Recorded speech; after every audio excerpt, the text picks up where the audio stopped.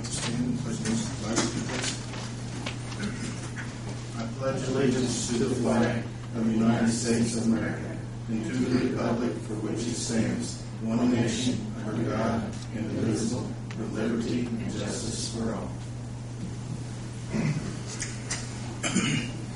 Today is June 27, 2011. Time is 6 p.m. A special meeting of the Greensburg Board of Works is called to order. At this time, requesting all cell phones, pagers, and electronic devices silence, please.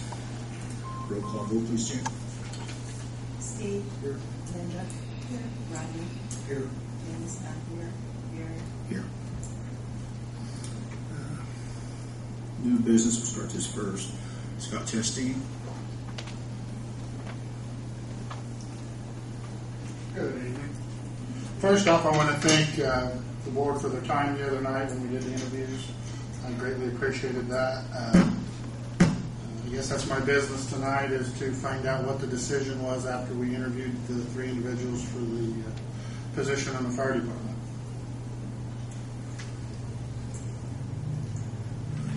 I have mine, but Rodney, you start that other end.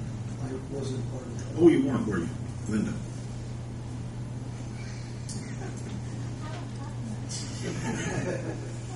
We could talk right when we did. I thought we had three excellent We did. candidates, and I thought it was very difficult to choose one over the other two. So, but I think I decided which one.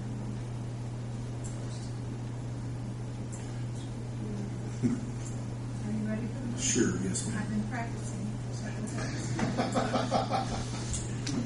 Okay, I'd like for Scott to extend a conditional offer of employment to candidate number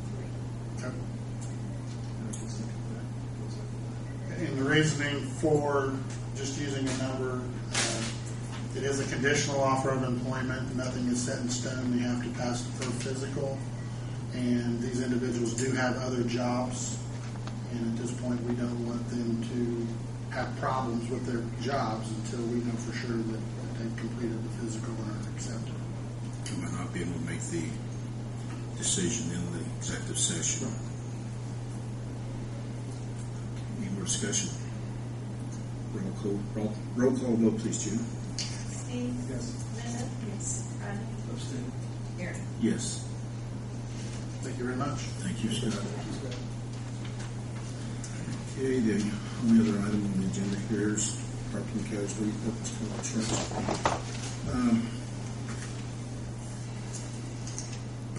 First, last meeting. I think we should have a discussion amongst ourselves first, then we have questions. I thought you asked about having something from the audience. We've been through this, and we just need to address the questions we may have. Yes. Okay.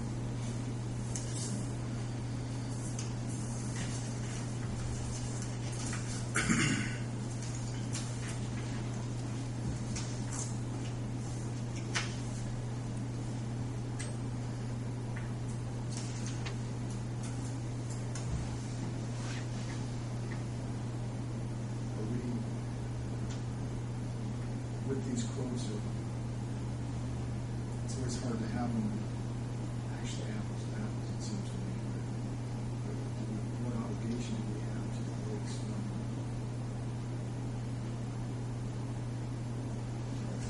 I'm sorry, I didn't hear the Do we question. have an obligation necessarily to the lowest quote, even though there may be differences in the quote that can offset the price?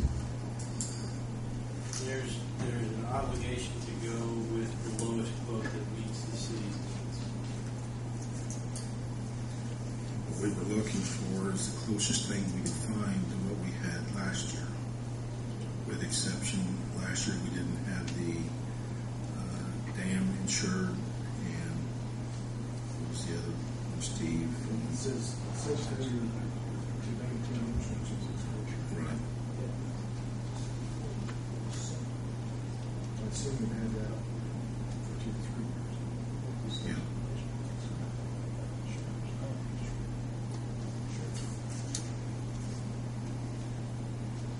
There's a difference in pricing if you look at it as a package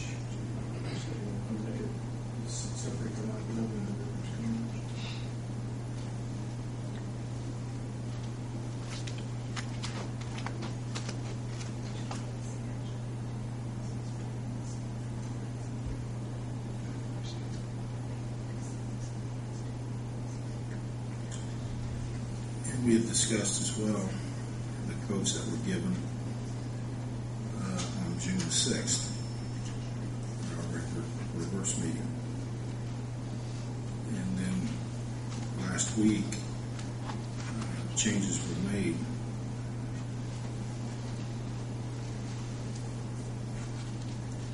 And I really, did you understand what his idea, Steve, that they didn't have all the correct information? Is the reason they made the changes.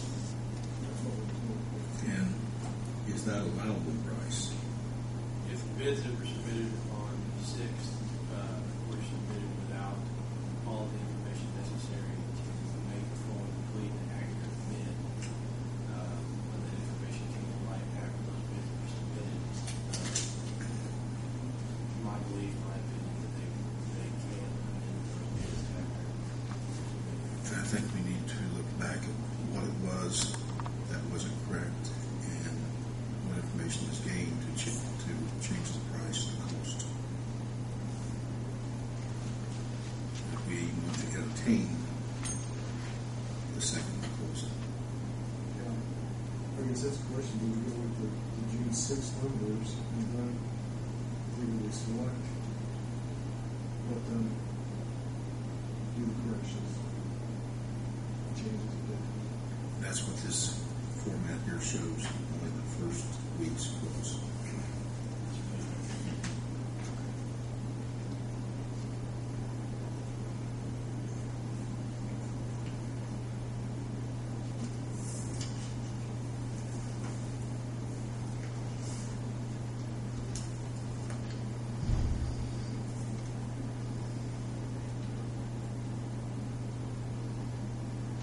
If it's helpful, I'm not the one to describe or explain the information that was discovered after June 6th. I think the gentlemen that are here to actually present their proposals would probably be the best ones to ask what new information they received after June 6th to make an accurate proposal. Nothing changed on Maverick's proposal. Sterling and On Maverick, we were told that you couldn't change anything, but we've got some corrections. What I handed out just a few minutes ago, because that's been on your forms. It's a different wording, but I think it's important wording, and I handed that to everybody except June and you concerning that failure to report all risk and hazards. And that's been on the form since you went with HCC. I had it circled out. If everybody else has been allowed to change their numbers, we have a change in our numbers tonight. so Pepper, you saying we've had this for how many years? Since you've been with HCC. Uninsured. Yeah, and it's on the last page of the last form. That's why I circled it. It's a definition that is similar to what was the concern of some of you of failure to report a hazard or a risk. And that's why it's on your policies. And Randy Kelto, who represents HCC, has pointed that out to me. He was not at the last meeting. He was watching the Yankees beat Cincinnati 2-2. I don't know. Maybe one of the other fellows will explain that you're saying that the unintentional errors or omissions clause or statement here replaces the failure to maintain insurance. Is that what you're saying? No, it doesn't replace anything. Wait, give me this.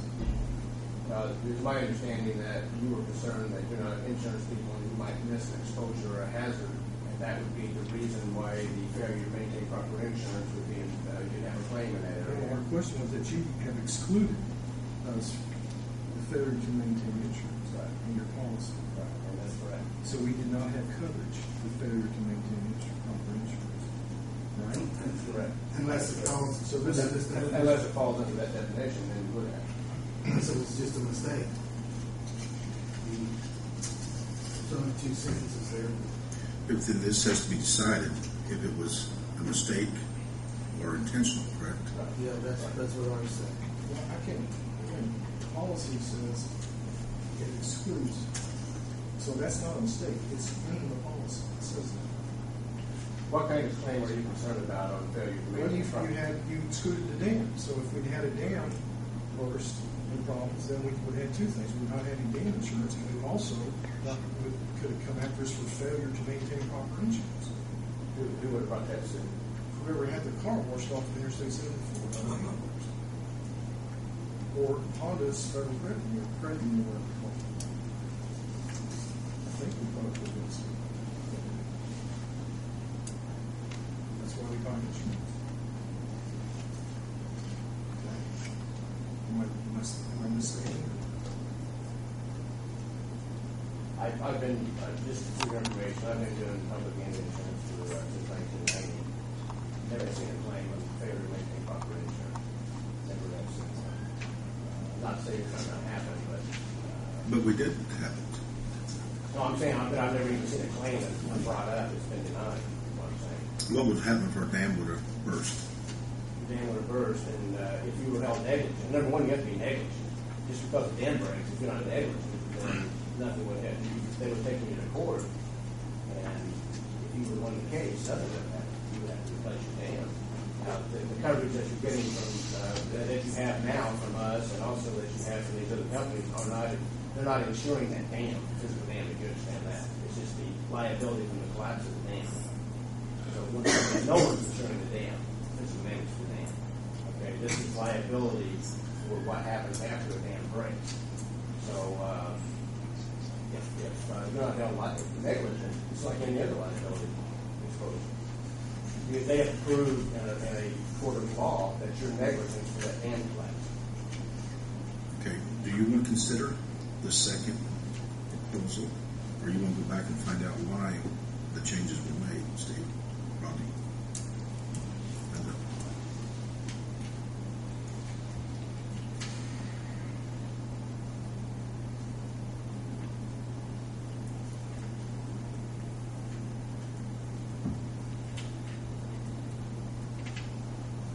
I was under the understanding that some of the changes were because they weren't comparing apples to apples, they were comparing apples to bananas. Okay, then the question is, why didn't they have that information? Where does that information come from, and why they didn't have it? If it was negligent on their own, that's one thing. If we fail to give them the proper information, that's another.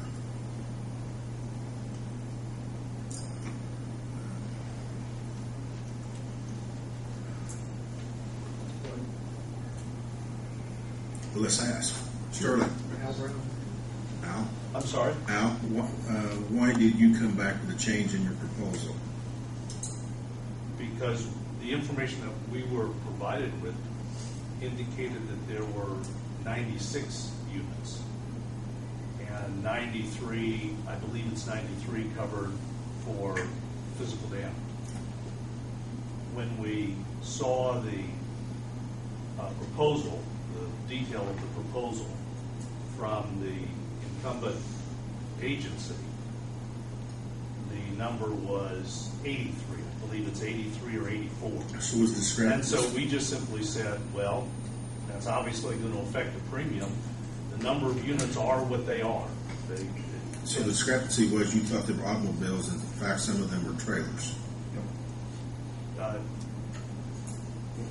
That was part of it, but it was also that the schedules reflected 96, I believe, reflected 96 vehicles. And that's what was incorrect. And apparently it's 83. Now apparently there is even another question. I think this was raised at the last meeting, whether maybe the number is 84. But it is a finite number, whatever it is. I thought it was 82. So, Yeah. So, and then you had a correction that the very first night you said the 4 million, I think it was, number was incorrect when you handed That out. was simply a typo. That was a Right, typo. and that's, so, And the trailers are insured. Now, citizens. Just so I'm clear on it, the changes that you made The changes that you made to your bid were related solely to that new number for automobiles, is that right? That is correct. You didn't change anything else? That is correct. The pricing wasn't changed, only the count. Right. In other words, if it's $10, $10 per unit, then we adjusted the unit, it's still $10 per unit. So the only changes that were made were based solely off the number of vehicles covered? Correct. Okay. So what did their premium come out at then? I think the total, came up with 121.5, something like that.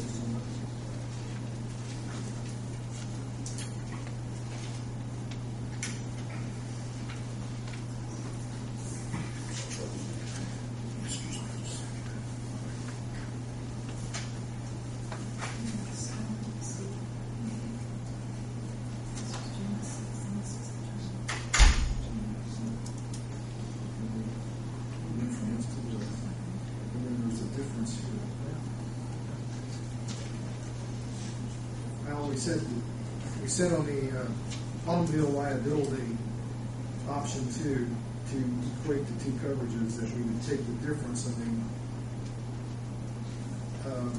the option 2 coverage and take the difference a bit from what's in the primary coverage up here and add it to your total. So that we took the 114,302 number, added the difference, and come up with it. As I recall, 121.5 was very close to it, right? Yes. Okay. So that is the higher uninsured motorist coverage. Is that correct? That is the higher uninsured motorist coverage. It's the 121.5.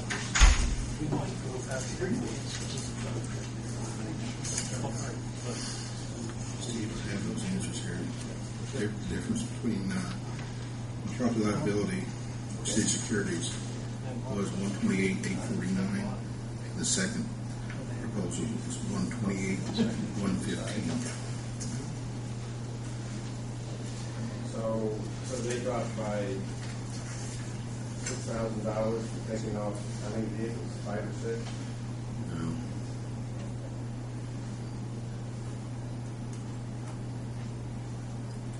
$734.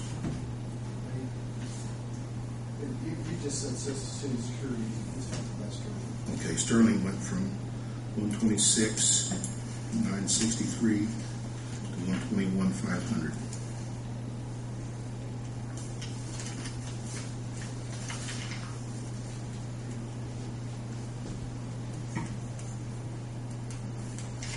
$11,000.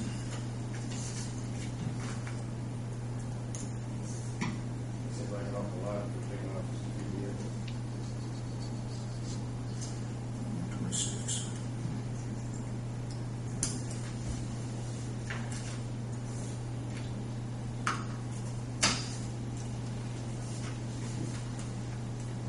$5,463.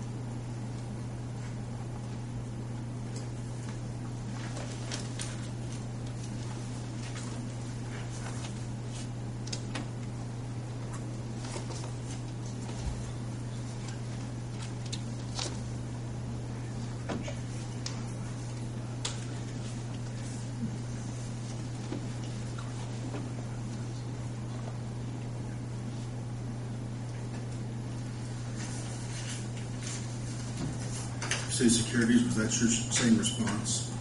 No. Well, I mean, because I provided a work comp quote, my original work comp quote included the expiring payrolls, $4,200,000, to marry up with the quote of Mavericks that obviously had some reason to know that the payrolls had changed. I plugged in exactly the codes and payrolls for that change. To marry up to be apples to apples with the experience. So I mean, same mod, same rates, The only other change was on the inland marine, and I gave you detail to that effect. They used a higher inland marine value, but the proportion of it of miscellaneous tools compared to scheduled equipment was altogether different. I plugged in those values into my rates already quoted. I supplied a rate sheet to show that those were the actual rates. That didn't change, but that made a small difference in the marine premium as well. But didn't you receive the property values to begin with before you ever did the first quote? Just worked off the expiring schedules that were on the policies, and as you can see in Maverick's spreadsheet, that changed drastically. So I only had the expiring values, and I'm not even certain of the reason why those values have changed so much. That can be looked into, but what's certain is that the rates remain the same that we quoted in our first quote, second quote. We just plugged in the comparable exposures. How close do you feel that you are on everything on the property liability? How close? Comparing apples to apples as close as possible. How close in premium or how close in? Close in coverage. Oh, in coverage we're much better, and in premium we're lower. But on everything. I'm talking But on the everything. exposures, I used identical property values in the marine schedules. I have 83 vehicles. I think they say 82. I'm guessing that's the Gator that we also see insured under the inland marine policy. That can be cleaned up. That's a few $100. Other than that, all the exposures would be identical. What I'm saying, I don't want to lose anything that we've got insured now. If we can get more sure. for less money, that's fine too. But Right. Another thing that I think needs to be cleaned up, I think there's a lot of things that are scheduled under the inland marine that really can be insured under the property at a much lower rate. I see some overlap there that needs to be reviewed for accuracy, but that's only going to bring the inland marine premium down more. Okay, Sterling, do you feel like that you're pretty well the same coverage, or better, or worse, or average than what we currently have? You say, Do we have the same coverage? Fairly close. Yes. We're comfortable that the coverages match up well. They never match up identically from any two carriers, let alone three carriers, but we're comfortable that they do. Trident has been providing these programs for many years, and they provide them all over the country. So we're very comfortable that the coverages match up. We're also comfortable with the property values that at least have been quoted, if you will, by the incumbent versus what we might have quoted before. We're comfortable that those things are matching up. We would agree, by the way, with the gentleman from City that in fact there are some items on the inland marine that may go to property. There may be some things though that need to be tweaked. But no, I don't know that it's anything hugely significant, but there are some things that probably need to be tweaked. Yeah. The one thing that was said at the last meeting that I wanted Randy to clear up is the umbrella, how they stand over certain coverages, and they do with Highland, you're going by the agencies, Sterling. They do that with Sterling. They do not do that. I think a major, when he says we get better coverage, I think a major problem that Selective has, number one, is that their umbrella does not go over all your liability coverage. I mean, so your two most volatile lines, you have big claims, law enforcement, public officials. So they're leaving you with just $1 million coverage there. Whereas with both Highland and Sterling and our quote, we have $4 million over each one of those. And not only is it that way, we have the silo limits where you're going to have $5 million in coverage for each line of coverage. So I think that's huge. For a small amount of money you may be saving with Selective, it's definitely not worth the risk of having only $1 million in those two lines. And the fact that Selective writes very few public entities and saves Indiana is another problem that I would see. That both the Highland and the Sterling Company and my program, we specialize in that. That's all we write. Do you exclude the name and other places? What we do is look at the dam inspection report and to say that we have never excluded that. I won't say that because sometimes the underwriter, we have to get in writing from the water company. Yeah, Rick Denny. Yeah, we had to get a letter from him stating that he had cleared up all the discrepancies, all the problems with the dam, and he said they have. And so we had excluded those before, and we do that when there's discrepancies and there's some problems, and they're not taking care of it. So if it's not a high hazard dam, then we just normally just. We excluded them because excluded them. So when we excluded them, you didn't have coverage on the dam. It was excluded. I don't know of any problem with the dam. I think our dam's in good shape and always has been. Yeah, there were a few little minor things, and Rick said that everything been done on it, and it was good. So that's why it was lifted. And I think another thing that needs to be brought up is that we're a proven commodity. You've had us for 2 years. We've done a good job for you. We had a very large tornado claim that came through town. I think we did a temporary job in adjusting that claim for you. We were on the spot, and you don't know what you're going to get if you change.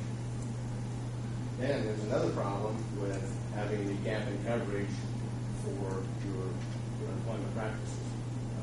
That I don't know if either one of you guys, did you get prior X coverage insured? The quote for that? For the current form. Exactly, but when we took it over, it was a claims made form. So there's a gap in coverage when you go from claims made to occurrence.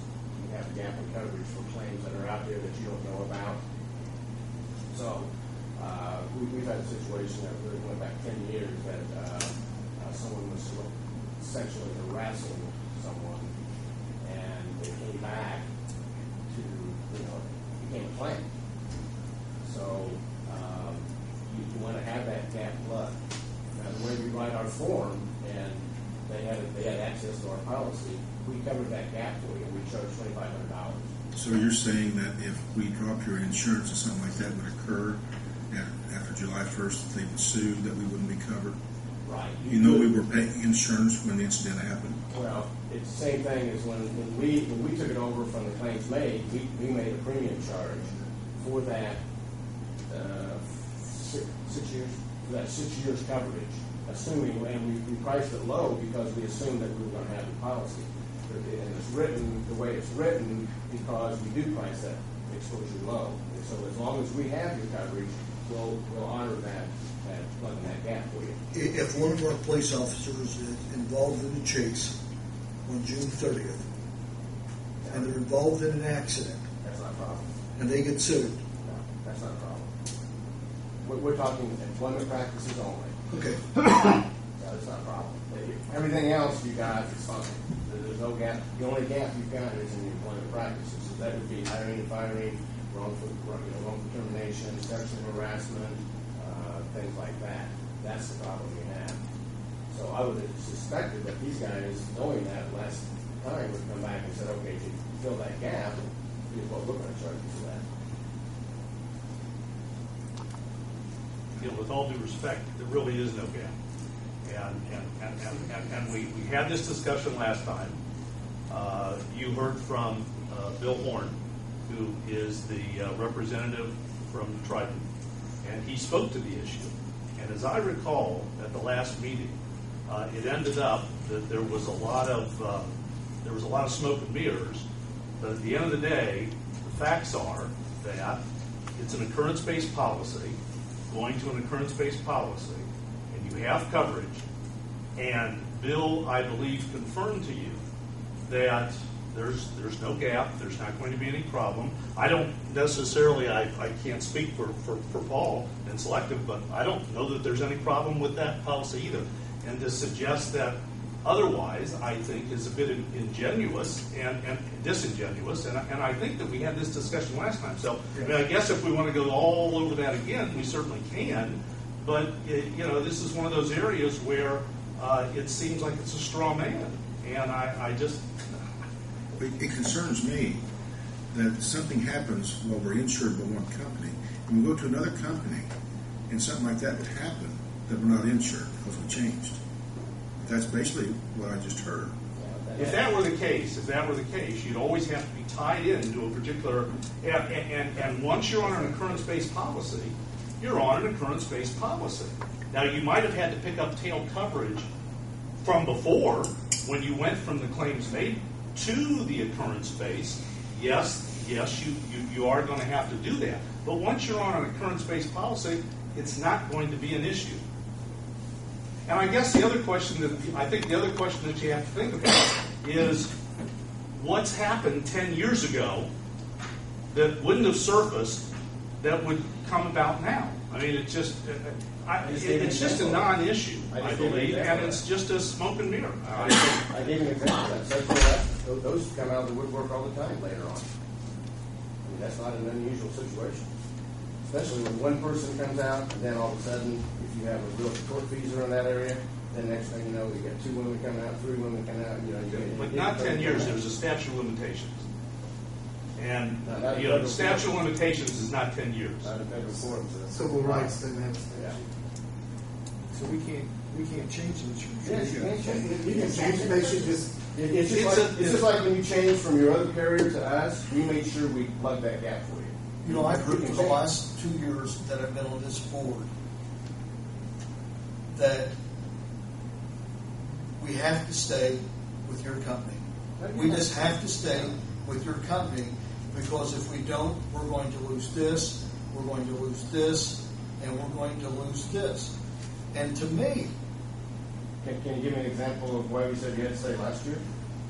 I don't understand. I don't remember ever saying you had to stay. yeah, it was called the 13th month. I was let it go at that. But in any case, I just feel like there's a lot of pressure being put on the board in the city, as if you don't do this, then we can't do this, and you can't do this, and we can't do this, and we're not going to cover it. And, you know, the thing is,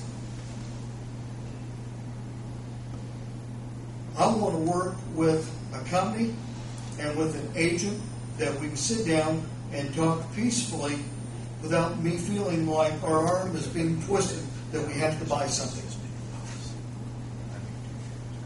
You know, I ran the same situation the other day on the telephone, and I don't mind sharing the example with you. And I feel the same thing here. I talk with the computer company, and if I renew my quote insurance on the computer, I can pay $130 today. They can't guarantee that tomorrow. Okay? I've heard that several times.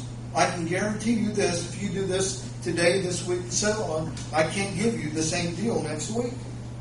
I don't want to hear that.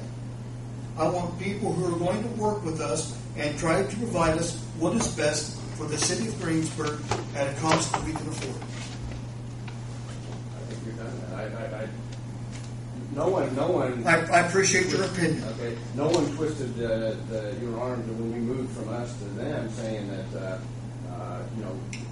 there wasn't any arm twisting, because we took care of the gap. We saw the gap in coverage that was there, and we took care of it for you. Now, had we not have, that other company would have said, "Oh, if you leave, then you're going to have a gap in coverage." That's why there wasn't any arm twisting, because they didn't have that arm to twist, because we took care of your problem for you. They were here when we got our arm twisted last time, at the last meeting. We were told that unless we went with you guys, that we talked about Tunis would drop us. That's what he said last time. what I said was that bituminous would not allow. Is that what you understood? Well, I mean, That's what I understood. Is that what you understood? what I said was bituminous would not allow you to transfer my quote to someone else. And to me, that would be fair. That would be, I don't know. I mean, I transferred it to you guys from the other person. But we did that because she had said that it was all or none. I'm not saying that. I didn't say it's all or none.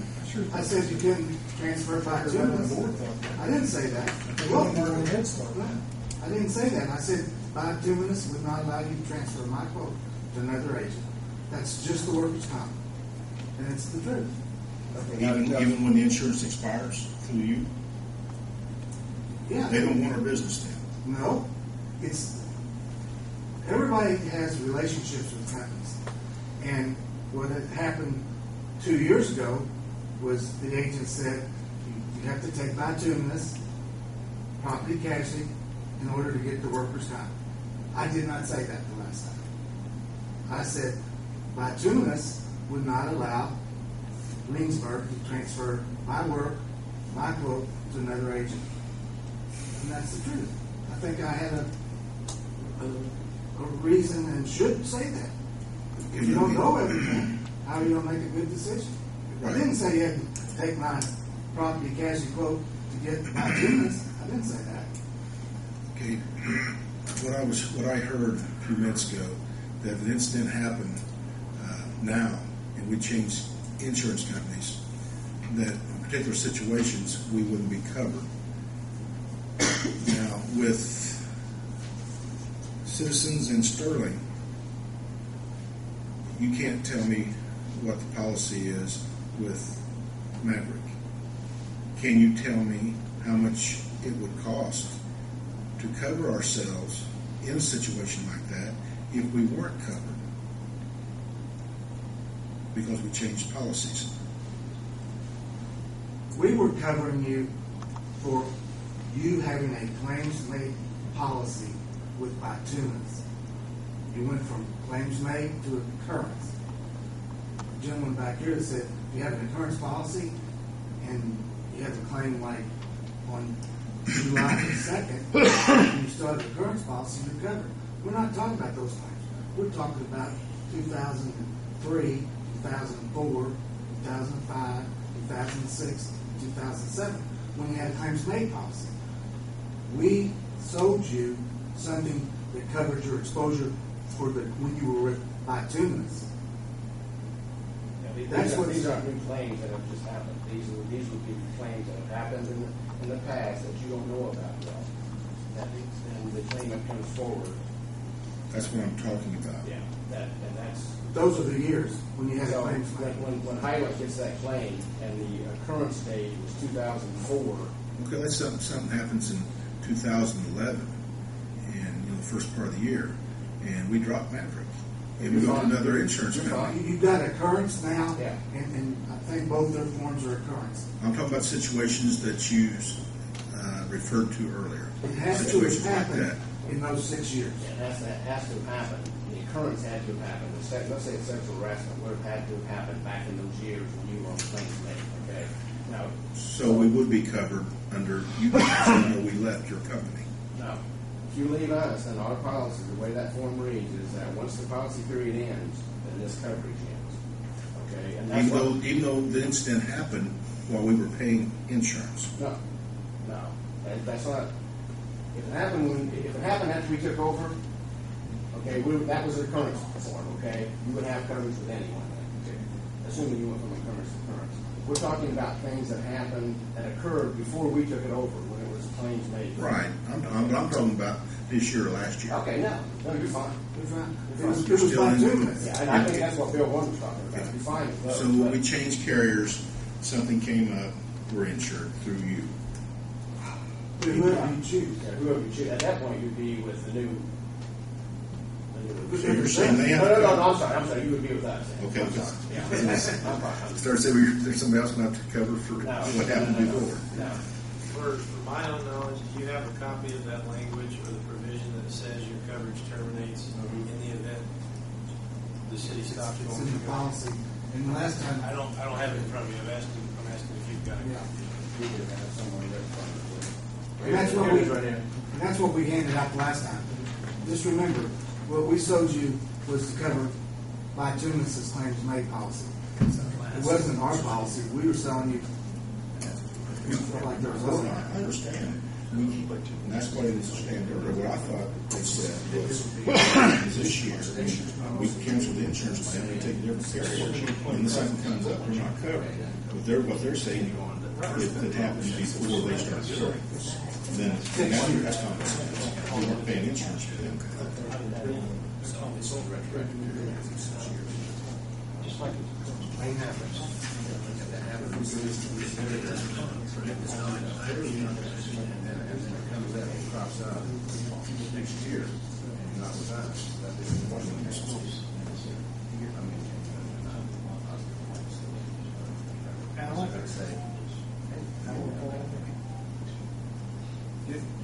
You were saying there would be no gap in coverage a minute ago?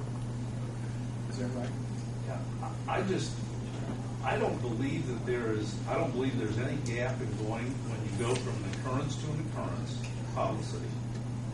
Once you've paid a tail, once you've paid for the tail coverage on a claims made policy, you've paid for it. That's the purpose of it. It covers, it's the tail coverage. You typically purchase that from the carrier that was providing the claims made policy. At the time of the occurrence. At the time that the policy expires, you purchase tail coverage from that claims made carrier to allow for the fact that a claim might be made in a later year that the incident had occurred in an earlier year. And hence, and that's why you buy the tail. But once you buy the tail one time, you buy it, you pay for it, and then that's it. Now you've gone to an occurrence-based policy, which is what, I don't know whether bituminous was a claims-made policy for EPL at one point or not. That I don't know. But once you're on an occurrence-based policy, then it's a question of whatever carrier's policy you are under at the time the occurrence occurs or the incident occurs. That's who covers the policy. So I don't believe that there's any gap. I don't believe that there's any additional premium that should have to be paid. You pay tail coverage one time. How much? Well, whatever it might be. The carrier that offers the claims made coverage offers a tail. And whatever that tail coverage. So that's not the new company. That's not the new company. It's whatever the carrier is who offers the claim, who was on the claims made policy. Gotcha. That's who offers the tail. Okay. Then you have prior acts coverage. Yeah, he's talking about tail. You could have bought tail coverage from bituminous. Okay, they didn't offer it. They don't have to offer it. You got the main tail on the policy. They didn't offer you a choice, so that's why we came in and gave you prior acts coverage. And that's the coverage that expires the date that you leave us. Okay, and the occurrence, he's right. When you go from occurrence, there's no gap in coverage as long as that. They call it occurrence because this coverage is in place when the occurrence happens. That's the way it's occurrence. So anything that happens, if you go with Highland, you go with the other company, anything that happens July 1st on, they're going to be on. It happened in that. Oh. Yeah. I'm guessing that maybe, this is what we're talking about is truly not tail coverage, it's nose coverage. Right. And that's what our policy is. Yeah, and it's not tail coverage because you didn't stop buying a claims made policy and run it off. You needed nose coverage because you went from a claims made to occurrence form. The claims made carrier didn't offer the nose coverage, so you bought from the current carrier that's going to do it. So you attached that, and that exposure, I'm guessing just because there was no prior acts coverage given under your form. Is that correct?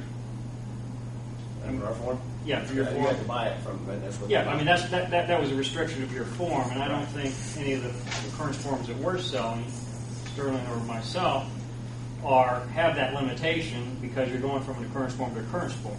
There's no prior acts exclusion. There's only an exclusion for pending and prior litigation. So we're talking the same thing, just different. Well, I mean, I agree with Al. I don't think there's need for the nose coverage because you already bought it once when you transitioned from the claims made to the occurrence form. Okay, so if a claim happened on June the 6th, 2003. What's your definition of claim? You mean an occurrence? Like if an occurrence happened then. And then somebody made a claim later during. Right. You're saying your policy is going to cover? No, your policy is going to cover because you already sold them the nose coverage. That's why our nose coverage is so cheap, is because As long as they're with us, they have the coverage. It says right there, they don't have. It's going to cut, when you go from occurrence to occurrence form, they're going to, they should be segmented themselves. Your occurrence policy picked up the exposure and nose coverage, and that's going to fall to that occurrence. Any claim that we would, our occurrence form, if the claim was made during the occurrence form, would pay it, but you already have coverage for an incident. If they had a claim that happened during our policy period, yeah, I mean, that would be no different than if you had a claim made during the claims made period. The new occurrence period is going to exclude anything that's, existing, an existing claim. If the claim doesn't surface until during the occurrence period, then sure, it's going to be picked up by whatever occurrence form you're on.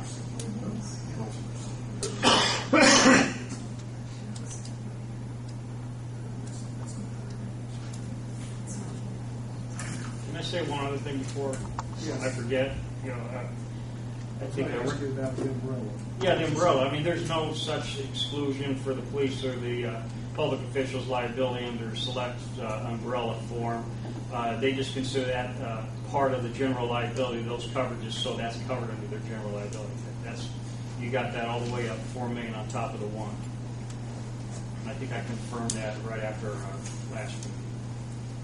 As far as Selective's appetite and experience in public entities, they write a good many city, counties, and towns and cities in Indiana and throughout the country. They just write a whole lot of other lines as well. And I think that really works in your favor because they're not just locked into the public entity segment; they're in the private segment as well. They've got a fair amount of business in the state. You got some business around here? Yeah, I think Shelbyville, some other. I couldn't tell you right off the cuff all the carriers. We have some hospitals and schools insured with them, but hospitals, but not as far as the. I'm pretty sure Shelbyville's a client. It's not through our agency, but I can get you this. We've got a pretty good experience, and like I said, in other states as well. I think you said before the underwriter is actually in Greensburg. Yeah, that's another thing that I really like. The underwriter, the sales manager is a Greensburg resident, and I think he's got a real vested interest in handling your account, and I think he'll take good care of it. so was that just a typo when you had that the umbrella didn't go over the top of it? I didn't say the umbrella didn't go over the top. I scheduled the general liability, and the public officials and the police professional are parts of the general liability. I just didn't make that distinction. I don't think I said anywhere that was excluded. I think that's cool. Paul, did you say you consulted the state about the ban on how it's classified? Well, it's classified as high hazard, and I think that's because you've got so much, I think 39 acres above grade. Obviously, it's in very good repair and everything checks out that, but I mean, that's a very low probability, high severity event. I think that's something that you'd want a liability exclusion, in my opinion. I think that's Scott, you have something? I do have something. Being that we did have a tornado that went through town, I just wanted to go on record and have somebody answer the question that if something does change, where are we setting at as far as claims and so on? Because I've got a pretty big vested interest down at the firehouse looking at the possibilities of a new roof, which is, I've got more documentation to send to the insurance and try to justify doing that. If we change, I'm guessing first of next month, I guess is when it comes up. I just want to hear somebody say that we're still good, because again, I have said in meetings where at times it felt like we were being extorted, but I don't know. I just wanted somebody to throw it out there to say that what we have covered out there right now is covered, and even if things change, because I can't see getting everything repaired and fixed within that time frame. You're covered for the tornado with HCC. But I asked the same gentleman that lives here in Greensburg if that umbrella stood over those things. I have a contract with Selective. You have to have one to do business. And the answer was, it's not. That's Brad. Do you understand that, Steve? I find it hard to believe that you'd have an underwriter comment on another submission through another broker. I've never even seen that happen. Well, he was in our office, and I just asked him. You asked him what coverage that he... I said, does your umbrella stand over every line of coverage? And his answer was, except for police and wrongful accident. So he says there's an exclusion. Well, I'll tell him you said that. Well, that's fine. I got one more question. Does Highland still have the margin clause on property? The only reason the margin clause is even there is until they find out the square footage of the fire department. And I included that in the letter that I sent to you. Trident will undoubtedly remove it once they know that. In 99% of the time, they remove it. They remove it. They just want to know the answer. It's answers that would have been asked had we been able to ask them, but since we didn't, they simply put it in there to then be taken back out. And we explained that in the letter. That's a pretty easy thing to get the square footage. I would have that done up front if I would. Well, I'm glad you would. Thank you. Guys, we gotta keep going here. Any other questions? I've got one. Yes, sir. Sorry. I'm sorry if I pronounced it wrong. Mr. Carmody? You may have said it before, and I might have just missed it. The difference between your June 6th quote and the quote that you gave on the